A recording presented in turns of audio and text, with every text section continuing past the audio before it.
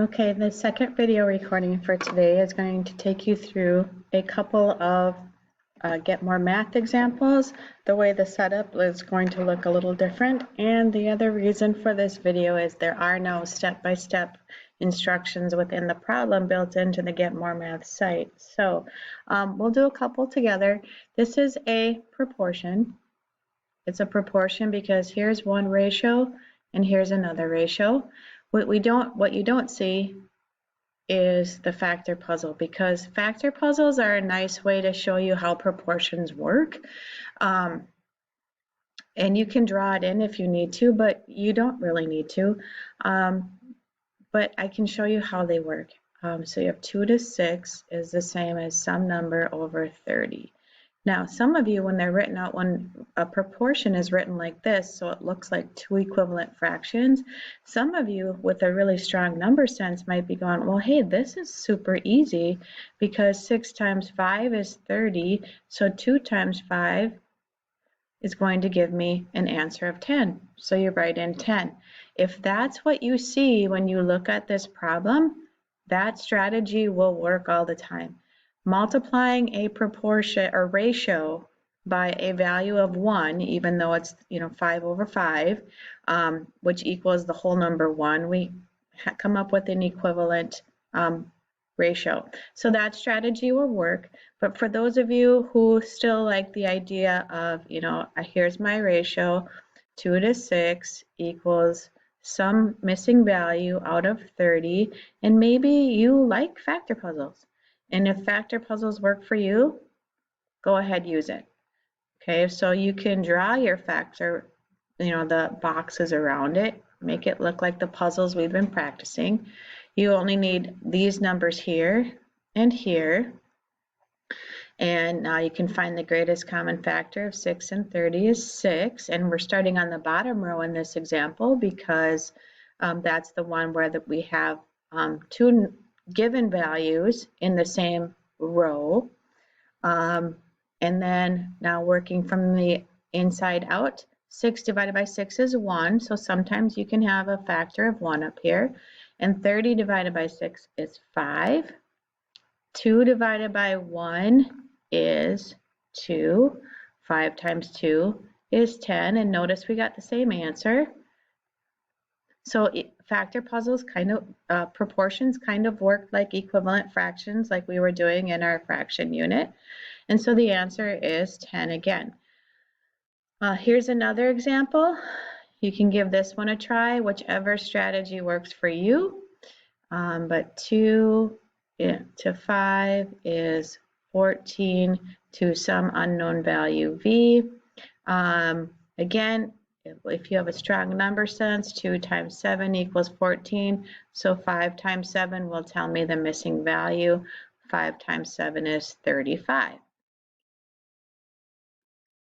Okay, or if you'd like to on your scratch paper, draw out the factor puzzle, because that seems to work and quicker for you. Again, you want to start with the row. You want to find the greatest common factor of a given row set of numbers, and in this case it's 2. Working from the inside out, 2 times or divided by 1 is 2 divided by 2 is 1. 14 divided by 2 is 7. 5 divided by 1 is 5. So 5 times 7 is 35, and I still arrive at the same answer.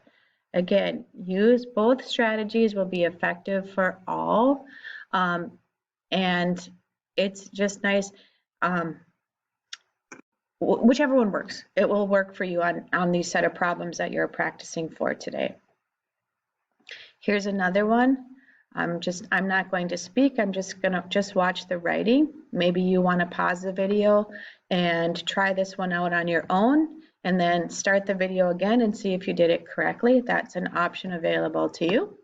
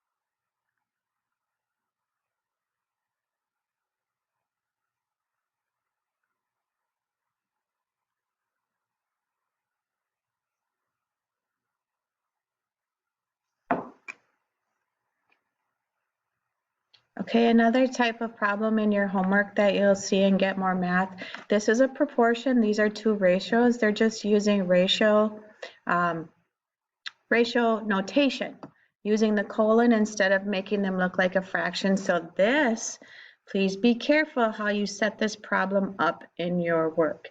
Notice the order. 2 to 1 is one ratio. So I'm going to write that, 2 to 1. And then I'm going to slide this ratio right underneath it, but I have to keep the same order. So in the second ratio, 12 to some missing number. So 12 has to come first here, and the missing number goes there. Now, I think this one, you might want to go to a factor puzzle, draw in the boxes on your scratch paper, find the greatest common factor. Do not be alarmed. Sometimes if your greatest common factor is 1, that's okay. So in this case, that's also then the basic ratio for this set of ratios and for this proportion. And if we were to build a table matching of equivalent ratios, this would be our first row. But either way, so 1 divided by 1 is 1, 2 divided by 1 is 2, 12 divided by 2 is 6, 1 times 6 is 6. In previous lessons in this chapter, some of you may have remembered this. You could work down the row, and if you know that 2 times 6 equals 12, then you knew that you had to multiply the other half of the ratio by the same thing. That will work. The problem is that will always work, but sometimes this multiplier isn't a whole number, and that's when it gets tricky. And so later on this week, probably more like Tuesday, if not Tuesday, Wednesday for sure, but I'm going to show you how to use your calculators to not even draw factor puzzles, not even have to find the multiplier from row to row. And it's just called cross products. And some of you, if you're getting help, outside help at home, they might just say, oh, just do this. Or some of you may have even been taught in 5th grade, well, you multiply these two and divide by this one. I know I talked to my math skills students about that strategy as well. So just the big key here, the big thing to note is when you set up your factor puzzle that you copy the ratio in the same order when you go from writing them horizontally to stacking them into a table, even though your table has 2 rows. So please watch for that on your scratch work. So if you enter the answer and Get More Math and it doesn't give you the smiley faces or the crowns, make sure that you check that you set up your ratio correctly on your scratch paper. So here we have some unknown number to 2 is equivalent to 44 is the first number in the ratio to 4. Okay, and maybe you're like, oh, well, yeah, 2 times 2 is 4. So then, but you could work backwards and take 44 divided by 2 and get 22.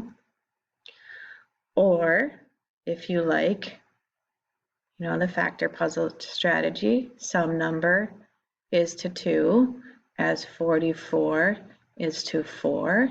You can draw out your factor puzzle boxes on your scratch paper. There's no harm in doing this. If this is what works for you, then that's what you do. This is 4, this is 1, this is 2, this is 11, 2 times 11, missing number is 22. Okay, what if you are a person who likes equivalent fraction work? So you could look at this as you could set up your unknown number is to 2 as 44 is to 4, and I'm going to put in some lines here, and it works out because examples always give you nice neat numbers. But you could do it like this, and you could realize that 4 times 11 equals 44, so 2 times 11 gives me my missing number of 22. But these are nice, really easy, friendly numbers if you have a strong number sense. But again, there's 3 ways that you can solve these types of proportion problems. And I will give you a clue in all of your homework today or your practice outside of class or outside of class time that I'd like you to complete before Tuesday's class. These are all whole numbers. The goal is to get you to memorize the process to solving, not so much practicing your basic math facts. It's the process. It's the steps to know when you see a problem like this, you know how to set it up so you can solve for an answer. Okay, you may see one of these questions, which of these ratios is not equivalent to the others? You have a couple of options, and this is a review from last week, but you could, I look for me personally, I look for the row with the basic ratio, if there's a basic ratio. So I look for where the greatest common factor of the set is 1. Okay, in here, I know that 35 and 6 don't, well, this greatest common factor is 1, but then can I use that for the rest of the ratios? Well, now 6 times some number equals 9. That's not a whole number. But then 35 times that same number is smaller. So this gets kind of yucky. But again, if you have a strong number sense and a strong fractional or decimal number sense, I say go for it. Maybe some of you have a different way. I think I'm going to skip ahead to a future lessons. What I say is, I don't know. It's hard for me to put myself into a 6th grader's shoes on a problem like this because right away what I recognized, 7 and 3 are very small numbers, so they're nice to work with. And so I'm going to start with that ratio. And I know that 7 times 3 or 4 is 12, which it works out nice. 7 times 4 is 28. So I know these two at least are equal to each other. So now it's just a process of elimination. I'm going to start with that same 7 to 3 ratio again. And I'm going to go to the one above it. 3 times 3 is 9. Is 7 times 3 21? Yes. Please note that these numbers on these arrows are the same factor. They can't be different to make it work. So, wow, okay, so 7 to 3 is the same as 21 to 9. They're the same order. So by process of elimination, and like always my examples, they're always easy, and then when you're stuck to work on your own, this is the one that's not equivalent. But that's a strategy, how you can use that. You can also take, you can pick 2 ratios out of the row and see if a factor puzzle works. If a factor puzzle doesn't work with one of the ratios, then you've eliminated that ratio from the set. So good luck, give it a try. Keep these video tabs open in case you need to refer back to them. I hope it works out for you. Your homework is posted in the agenda in Schoology, but I will put it at the end of this message. It's Think Central, TC Unit 1, Lesson 10. And in Get More Math, you need to complete the daily math skill, which is titled, I can't remember what the title of it is. But you need to complete that skill set, and you need to practice those skills and Get More Math until it switches you over to Get More Math, or to Mixed Review. Okay, all of that again is posted in the agenda in Schoology. Have a great Monday, everybody. We'll talk to you on Tuesday.